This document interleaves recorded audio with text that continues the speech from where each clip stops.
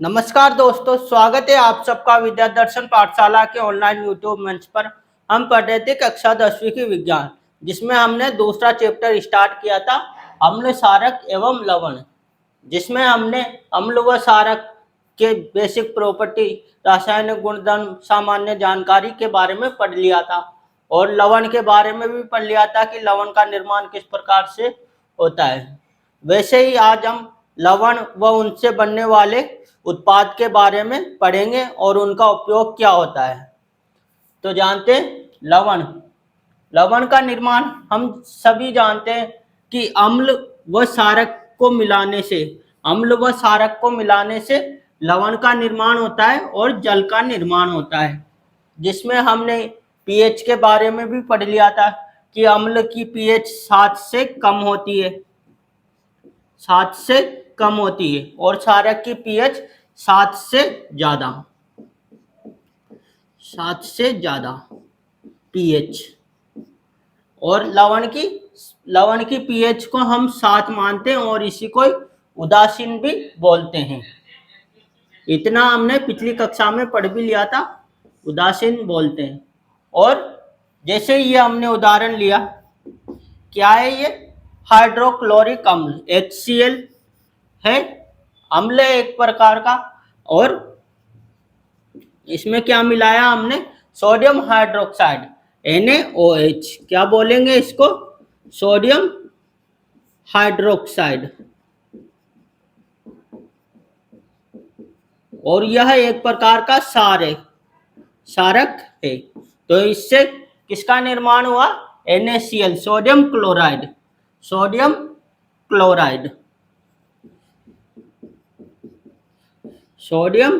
Chloride.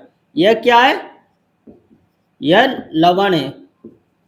लवण बोल दो, साल्ट बोल दो या नमक बोल दो, एक ही बात रहती है। और इसी का ही उपयोग हम अपने घरों में खाने में डालने में उपयोग करते हैं। इसके बारे में तो सभी जानते हैं, बिना इसके खाना स्वाद अच्छा भी नहीं लगता है हमको। और दूसरा हो गया जल का निर्माण। तो ये NaCl हमारे पास में लवण था। अब हम देखते हैं कि यह लवण हमारे जीवन में, हमारे आसपास के उत्पादों में बहुत उपयोगी होता है उनका निर्माण करने में। जैसे ही देखते हैं लवण से रसायनों का निर्माण एक तो होता है सोडियम हाइड्रोक्साइड बनाने में। सोडियम हाइड्रोक्साइड का सूत्र होता है NaOH। इसकी पूरी प्रक्रिया भी देखेंगे अभी अगली स्लाइड में। और जान लेते हैं विरंजक चूर्ण बनाने में CaOCl2 इसका रासायनिक सूत्र होता है। कैल्शियम ऑक्सीक्लोराइड भी बोल देते हैं इसको, इसके भी उपयोग देखेंगे। बेकिंग सोडा के बारे में तो आप सभी जानते होंगे कि जब भी खाने में डाला जाता है, खाना पकाने में उपयोग में आता है। ये धोने का सोडा के बारे में भी जानते होंगे, Na2CO3 10H2O, यह इसका रासायनिक सूत्र रहता है। अगला आता है अपने पास में प्लास्टर ऑफ पेरिस, जिसका CaSO4 हाफ H2O, आधा H2O, आधा है ये जल का आधा अणु। यह प्लास्टर ऑफ पेरिस का उपयोग किसी की हड्डी टूट जाती है तो उसको जोड़ने में जो प्लास्टर का उपयोग करता है उसी को बोलते हैं प्लास्टर ऑफ पेरिस। तो अब देखते हैं अगली स्लाइड में सोडियम हाइड्रोक्साइड का निर्माण किस प्रकार से होता है, पूरी प्रक्रिया देखते हैं। तो देखते हैं अब सोडियम हाइड्रोक्साइड के बारे में, इसका निर्माण किस प्रकार से होता है। तो सोडियम क्लोराइड के जलीय विलयन में, सोडियम क्लोराइड NaCl के जलीय विलयन में जब हम विद्युत प्रवाहित करेंगे, विद्युत धारा को प्रवाहित करने पर यह वियोजित होकर, विद्युत धारा को प्रवाहित करने पर यह वियोजित हो जाता है, टूट जाता है और सोडियम हाइड्रोक्साइड उत्पन्न करता है। मतलब सोडियम हाइड्रोक्साइड का निर्माण होता है। और इस प्रक्रिया को क्लोर-क्षार प्रक्रिया कहते हैं, क्योंकि इसमें सोडियम हाइड्रोक्साइड के साथ साथ अपने क्लोरीन गैस का भी निर्माण होता है। इसी वजह से क्लोर बोल दिया इसको। और क्षारक किस वजह से? क्योंकि सोडियम हाइड्रोक्साइड का निर्माण हो रहा है और यह एक प्रकार का अपने पास क्षारक होता है। तो देखते हैं इसकी रासायनिक अभिक्रिया किस प्रकार से होता है। ये लिया हमने NaCl, सोडियम क्लोराइड नमक है। जब इसके जलीय विलयन में मतलब पानी भी डालेंगे और उसमें विद्युत धारा प्रवाहित करेंगे तो ये अपने पास में बनकर आ गया सोडियम हाइड्रोक्साइड और बना क्लोरीन गैस। इस वजह से क्लोर सार प्रक्रिया बोल दी। और एक और हाइड्रोजन गैस का भी इसी में निर्माण हुआ अपने पास में। देख लेते हैं इधर चित्र में भी। जैसे यह है अपने पास में पूरी प्रक्रिया है। ये हमारे पास में कैथोड, चित्र में भी देख लेते हैं। ये अपने पास में पूरी प्रक्रिया है सोडियम हाइड्रोक्साइड के निर्माण की। जैसे ये चित्र देख रहे हो, इसमें ये है अपने पास में नेगेटिव, ऋणात्मक से कौन कनेक्ट रहता है, कौन जुड़ी रहती है, कैथोड, और धनात्मक से एनोड। उसी में ये अपने पास में नमक का घोल आ गया, मतलब नमक में पानी मिला हुआ, तो इसको NaCl + H2O यह पूरा घोल है। जैसे ही इसमें हम इलेक्ट्रिसिटी विद्युत धारा प्रवाहित करेंगे तो हमारे पास में क्या होगा कि एनोड की तरफ तो क्लोरीन गैस का निर्माण होने लग जाएगा, एनोड की तरफ क्लोरीन गैस का निर्माण होने लग जाएगा और कैथोड की तरफ हाइड्रोजन गैस का निर्माण होने लग जाएगा। और इसी के पास में हमारे पास में सोडियम हाइड्रोक्साइड का भी निर्माण होगा, मतलब ये वियोजित होकर आपस में सोडियम हाइड्रोक्साइड का निर्माण कर लेंगे। तो ये थी पूरी प्रक्रिया। अब देखते हैं इसका क्या क्या उपयोग रहता है, इसमें जो उत्पाद बनते हैं हमारे पास में। तो देखते हैं एनोड पर तो क्या बना, क्लोरीन गैस का निर्माण हो गया, कैथोड पर हाइड्रोजन गैस का निर्माण हो गया और कैथोड के पास में सोडियम हाइड्रोक्साइड के विलयन का निर्माण हो गया, जिसको हम यहाँ से बाहर निकाल लेंगे। अब जो अपने पास उत्पाद बने आखिर उनके उपयोग क्या क्या रहते हैं ये भी देख लेते हैं। तो पहला आता है हमारे पास में क्लोरीन गैस। क्लोरीन गैस का उपयोग हम जल की स्वच्छता में, मतलब जल को साफ करने में क्लोरीन गैस का उपयोग किया जाता है। जितने भी कीटाणु रोगाणु जल में होते हैं उनको खत्म करने में क्लोरीन गैस का उपयोग किया जाता है। दूसरा पीवीसी पाइप, पीवीसी पाइप मतलब जो घरों में पाइप आते हैं ना पानी के ट्रांसपोर्ट करने में, नीचे से लेकर छत पर पानी पहुंचाने में काम आते हैं, जो क्लोरीन के बने हुए होते हैं, इनको बोलते हैं पॉलीविनाइल क्लोराइड। वैसे ही हाइड्रोजन गैस, हाइड्रोजन गैस हमारे पास में ईंधन के रूप में उपयोग में होती है। हाइड्रोजन गैस ईंधन के रूप में उपयोग में ली जाती है और इसी में खाद बनाने में भी इसका उपयोग किया जाता है। अब बात है अपने पास में सबसे इम्पोर्टेंट जिसके लिए हमने ये पूरी प्रक्रिया करवाई थी, सोडियम हाइड्रोक्साइड। सोडियम हाइड्रोक्साइड का उपयोग धातुओं से ग्रीज हटाने में किया जाता है।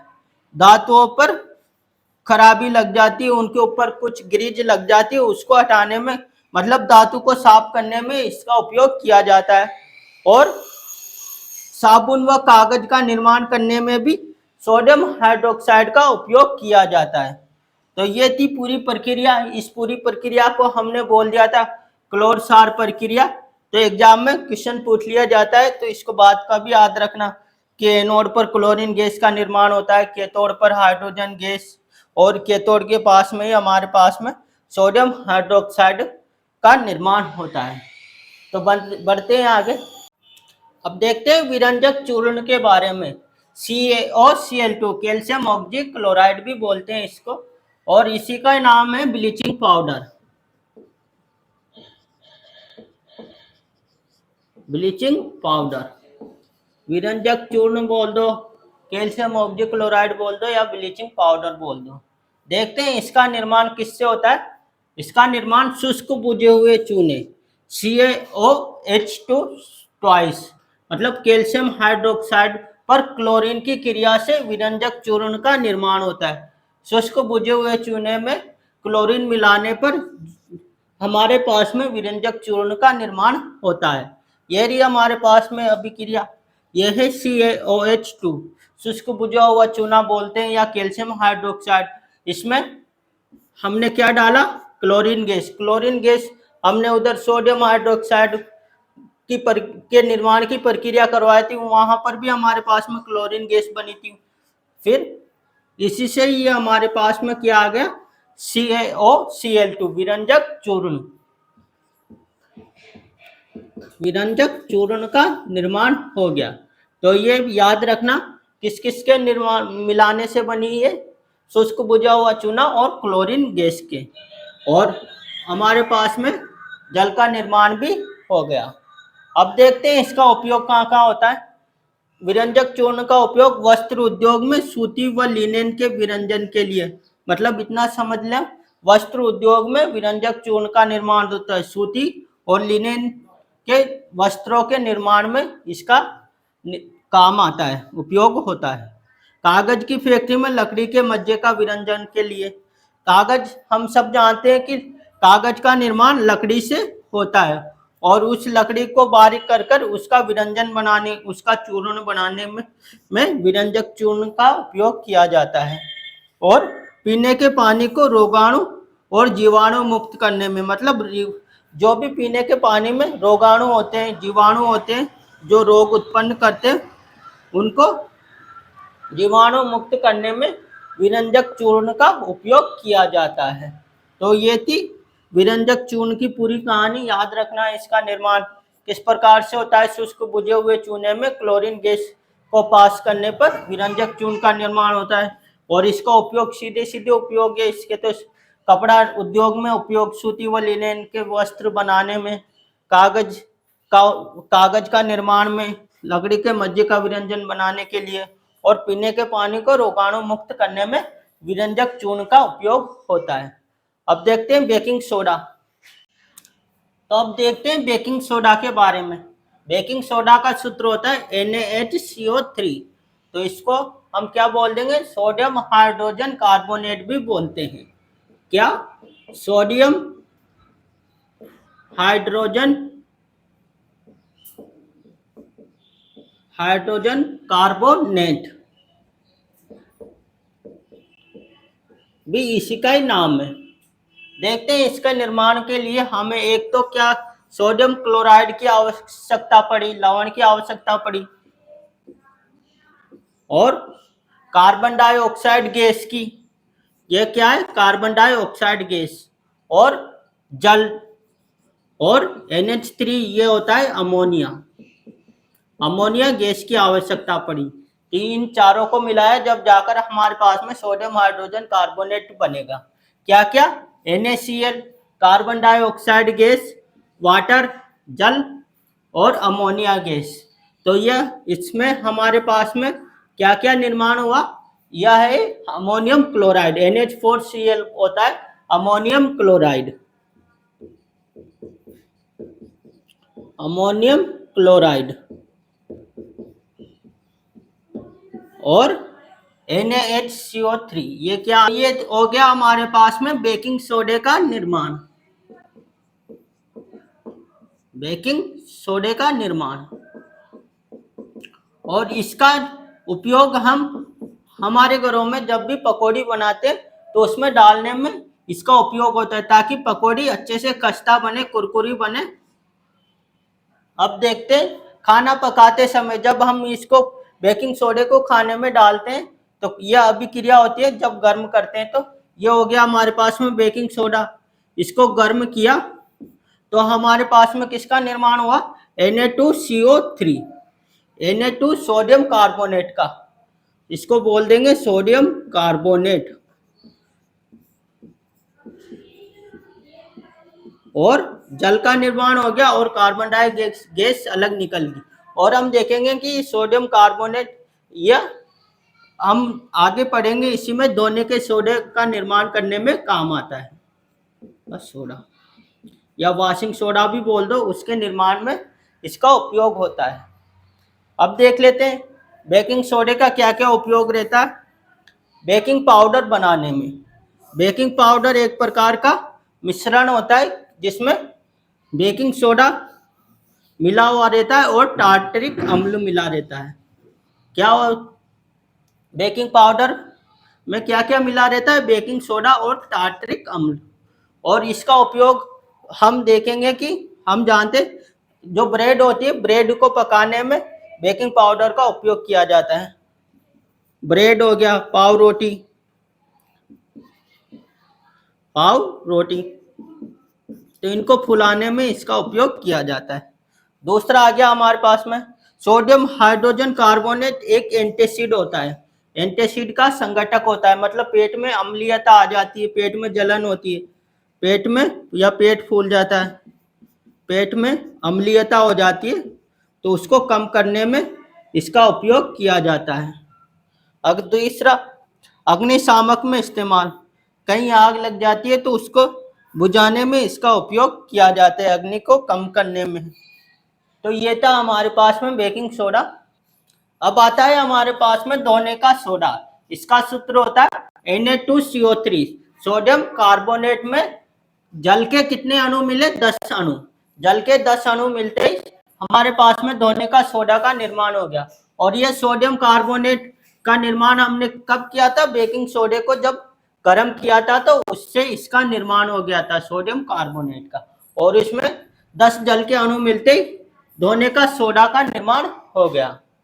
तो देखते हैं, सोडियम कार्बोनेट के पुनः क्रिस्टलीकरण से धोने का सोडा प्राप्त होता है। अब ये आ गया आपके सामने पुनः क्रिस्टलीकरण।